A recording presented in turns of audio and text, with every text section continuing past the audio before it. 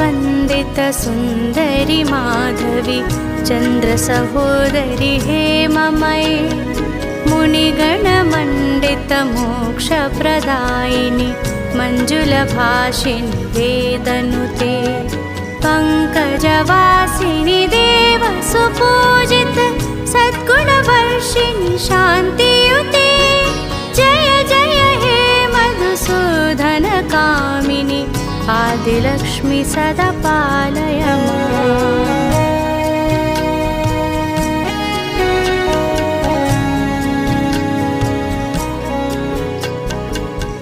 कलिकल्मषनाशिनि कामिनि वैदिकरूपिणि वेदमयी क्षीरसमुद्भव मङ्गलरूपिणि मन्त्रनिवासिनि मन्त्रनुते मङ्गलदा